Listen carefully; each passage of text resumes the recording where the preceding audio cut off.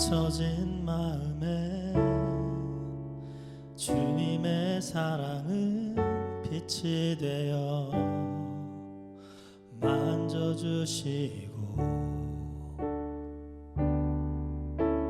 절망의 땅에도 주님의 사랑은 그의 나라 보게 하시네. 지나간 날보다 허락한 오늘에 또 새로운 은혜 주시니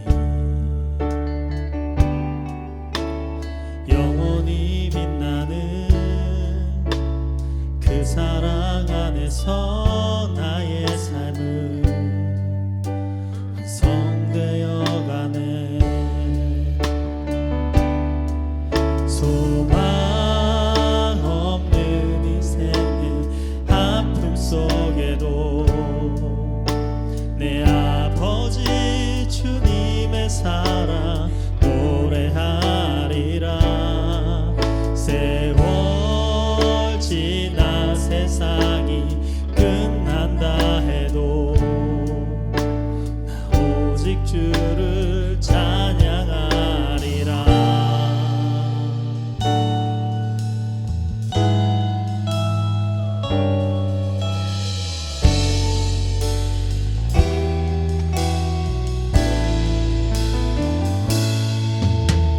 지나간 날보다 허락한 오늘에 또 새로운 은혜 주시니 영원히 빛나는 그 사랑 안에서 나의 삶은 완성되어 가네. 소망 없는 인생의 아픔 속에도 내 아버지 주님의 사랑 노래하리라. 세월 지나 세상이 끝난다 해도 나 오직 주를 찬양하리라. 아멘.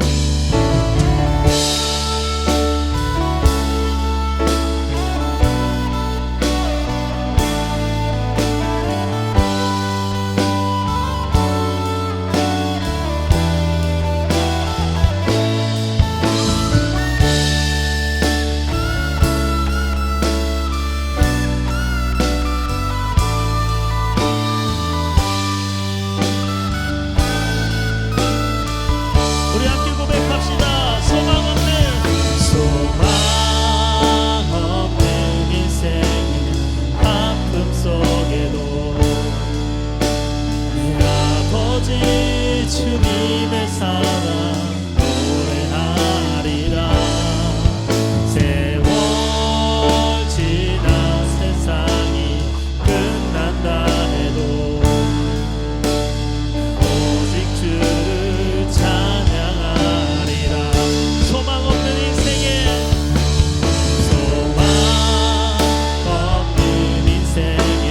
아픔 속에도 내 아버지 주님의 사랑 노래하리라. 세월 지나 세상이 끝난다 해도 오직 주를 찬양하리라. 소망 없는 인생의 아픔 속에도 내 아버지 주님의 사랑 노래하리라. 세월 지나 세상이 끝난다 해도 나 오직 주를 찬양하리라. 나 오직 주를 오직 주를 찬양하리라. 나 오직 주를 찬양하리라.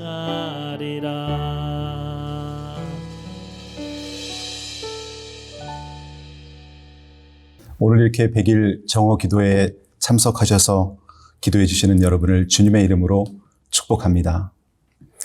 이번 주 기도의 주제는 교회가 불신자들을 주님의 마음으로 품는 것입니다.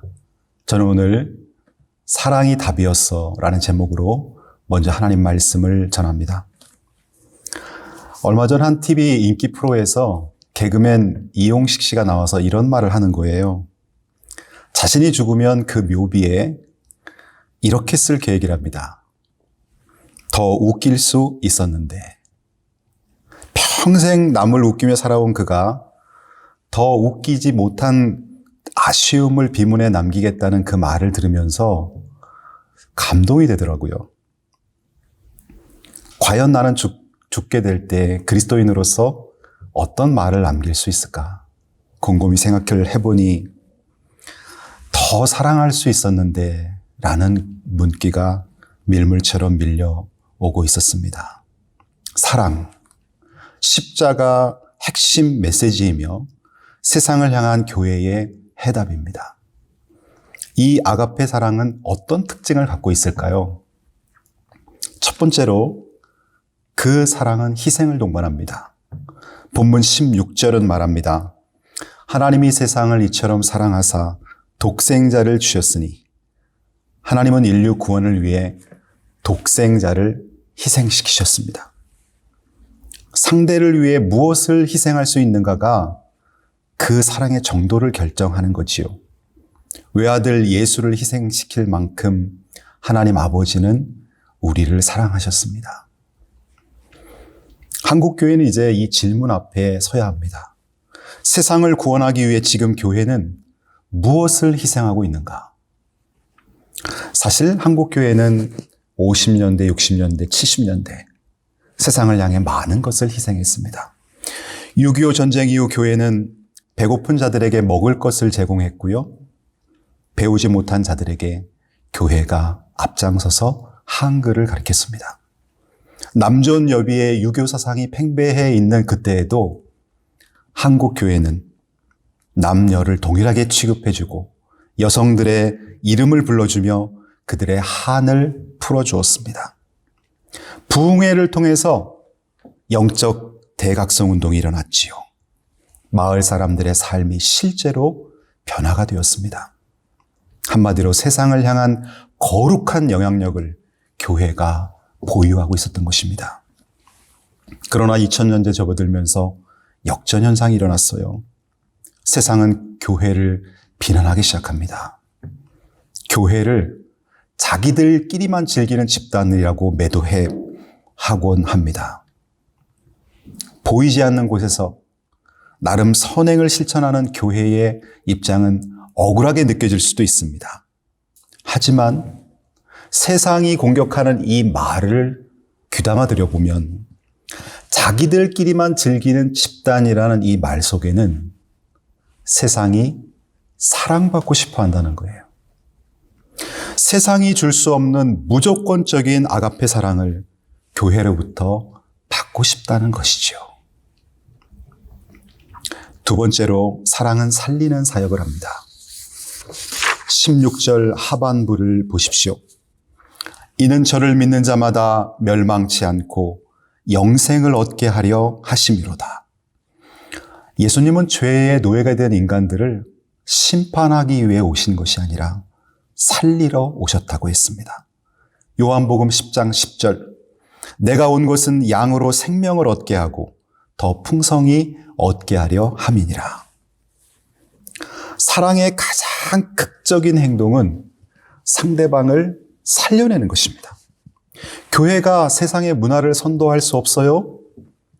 교회가 세상의 경제를 책임질 수 없습니다. 그러나 교회는 하나님과 단절된 영혼들을 살려낼 수 있는 곳이죠. 우리는 하나님이 보여주신 그 사랑으로 살리는 사역을 해야 합니다. 요한일서 4장 11절입니다. 사랑하는 자들아, 하나님이 이같이 우리를 사랑하셨은즉 우리도 서로 사랑하는 것이 마땅하도다. 마지막으로 사랑은 기적을 가져옵니다. 예수님의 십자가 죽음은 인류 구원이라는 기적을 가져왔습니다. 희생이 있었기에 기적이 일어난 것입니다. 요한복음 12장 24절 내가 진실로 진실로 너희에게 이르노니 한 알의 밀이 땅에 떨어져 죽지 아니하면 한 알 그대로 있고 죽으면 많은 열매를 맺느니라. 예수님은 우리를 살리기 위해서 십자가에서 죽을 뻔하신 것이 아니라 완벽하게 죽으셨습니다. 예수 죽음은 하나님과 인간 사이에 막힌 담을 물었고 성소와 지성소 사이에 휘장을 찢어 놓았습니다. 어쩌면 교회가, 우리 그리스도인들이 세상을 향해 죽기를 싫어해서 열매가 없다고 할 수도 있습니다. 편안함이 죽고 자존심이 죽고 우리끼리만의 익숙함이 죽어야 합니다. 다음은 선교사님들의 희생이 가져온 기적의 열매를 소개합니다. 남태평양 호주 근방에 수십 개 섬으로 이루어진 곳이 있는데 기독교인들이 한 번도 들어가 본 적이 없는 지역이었습니다. 이 지역에 200년 전 영국 선교사 존 윌리엄스가 1839년에 상륙해 들어갑니다. 그러나 상륙하자마자 원주민들이 나와서 그를 살해해버립니다. 두 번째로 해리스 목사님이 그 뒤를 이어 들어갑니다. 그러나 그도 상륙한 지 3일 만에 살해당했습니다. 선교사님이 두 번이나 이렇게 살해당했으면 이제 그곳에 들어갈지 말아야 할 법도 된데 세 번째로 존 골든 목사님은 또 그곳을 찾습니다. 이번에는 목사님 부부가 들어갔습니다. 원주민과 사귀는 데 성공했고 그들은 나름 열심히 사역했습니다. 하지만 오래지 않아서 백인을 증오하는 원주민들에게 또 이 부부는 살해되고 맙니다. 네 번째로 맥 네이슨 선교사님이 들어갔습니다. 그도 1년도 사역하지 못하고 암살되고 맙니다. 그리고 다섯 번째 골든 목사님이 들어갔는데 그는 세 번째로 들어갔다가 살해된 존 골든의 동생이었습니다. 골든 목사님은 자기가 죽을 것을 알고 들어갔습니다. 그는 하나님의 은혜로 받아들여졌습니다. 현지 언어를 연구하고 신약 성서를 번역하기 시작했습니다. 그러던 어느 날 괴한이 침범해서 그를 도끼로 처참하게 찍어 죽였습니다. 그 후 여섯 번째 선교사인 로버트 목사님이 상륙했습니다. 비로소 그분에 의해서 수십 개의 섬 모든 주민들이 예수를 영접하고 기독교인이 되었습니다. 마지막 로버트 선교사님이 특별히 잘해서 이곳이 복음화되는 것이 아닙니다. 죽음을 각오한 선교사님들의 연이은 희생의 피가 이 지역의 영혼들을 구원한 것이지요. 한국교회는 어떻습니까? 한국교회도 선교사님들의 피가 뿌려졌습니다. 그러나 그 피가 어느 순간부터 단절되고 연이은 희생의 피가 멈출 때 교회는 세상으로부터 공격받기 시작했다는 것이죠. 그리스도인의 삶은 받은 은혜를 흘려보내는 삶입니다. 요한일서 4장 10절은 말합니다. 사랑은 여기 있으니 우리가 하나님을 사랑한 것이 아니요 하나님이 우리를 사랑하사 우리 죄를 속하기 위하여 화목제물로 그 아들을 보내셨습니다. 사랑하는 자들아 하나님이 이같이 우리를 사랑하셨은즉 우리도 서로 사랑하는 것이 마땅하도다. 아멘. 이제 우리 합심으로 기도하길 원합니다. 네 가지 기도 제목을 소개합니다. 첫 번째 기도 제목은 예수님의 마음으로 이웃의 영혼을 사랑하지 못했던 것을 용서하옵소서. 두 번째, 한국교회가 이기주의에서 벗어나 아가페 사랑으로 세상을 구원하게 하소서. 세 번째, 코로나19의 고난 속에서 한국교회의 영적 대각성 운동이 일어나 거룩한 부흥이 오게 하소서. 마지막으로 분단된 이 나라가 복음으로 통일되게 하시며 21세기 세계 선교의 주역이 되게 하소서. 우리 함께 하나님 앞에 합심으로 기도하며 나아갑니다. 하나님 아버지, 우리가 예수님의 마음으로 이웃을 품지 못했던 것을 용서하여 주시옵소서. 희생의 피를 흘리지 못했던 것을 용서하여 주시옵소서. 우리끼리의 모임을 편안해하고 익숙해하고 즐겼던 것을 용서하여 주시옵소서. 이제 한국교회가 이기주의의 옷을 벗고 아가페 사랑으로 세상을 구원하길 원합니다. 세상으로 들어가 그들의 눈높이에서 그들을 품어주고 그들의 친구가 돼주고 그들의 상처나고 아파하고 고통받는 그 고민들을 들어주며 그들에게 위로의 메시지를 전할 수 있도록, 복음을 삶과 입술로 전할 수 있도록 인도하여 주시옵소서. 하나님, 지금 한국은 특별히 코로나19로 고난 속에서 고통받고 있습니다. 한국교회가 이러한 코로나19를 힘들어하고 불평할 것이 아니라 하나님이 허락하신 코로나19 속에 담긴 하나님의 뜻을 헤아리게 도와주셔서 이 땅에 영적 대각성 운동이 일어나며 교회의 진정한 회심 운동이 일어나게 도와주시옵소서. 그래서 이제 루터가 종교개혁을 했던 것처럼 또 이 나라에 60년대 70년대 크나큰 부흥이 온 것처럼 이 대한민국을 통해서 지역복음화, 민족복음화, 세계 선교의 주역이 되는 역사가 일어나게 주님 도와주시옵소서. 분단된 이 나라가 복음으로 통일되기를 원합니다. 저 북녘 2,500만 동포들을 긍휼히 여기사 그곳에 복음의 문이 열리게 도와주시고 하나님의 강권적인 손을 통해서 이제 김일성 3대에 걸친 우상 숭배가 사라지도록 은혜 내리워 주시옵소서. 21세기 세계선교의 가장 큰 주역으로 대한민국이 쓰임받을 수 있도록 하나님 인도해 주시길 원합니다. 사랑이 답인 줄 알면서 사랑하지 못했습니다.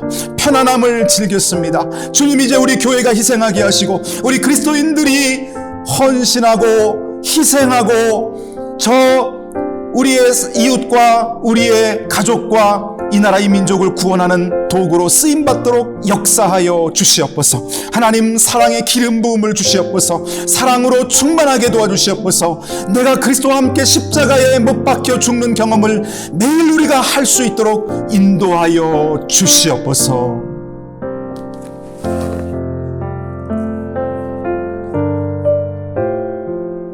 하나님 아버지, 인류를 구원하신 크신 사랑에 진심으로 감사를 드립니다. 저희를 구원하사 세상을 향한 십자가 전달자로 삼아주셨는데 저희가 사랑이 부족하여 세상을 품지 못했습니다. 용서하여 주옵소서. 사랑과 희생이 답인 줄 알면서도 돛박 안에 갇힌 촛불처럼 세상을 비추지 못했고 녹지 않는 소금처럼 불신자들을 향해 녹아들지 못했습니다. 코로나19 고난의 터널을 지나면서 대한민국 교회들이 이기주의와 명예욕과 편안함의 옷을 벗게 하옵소서.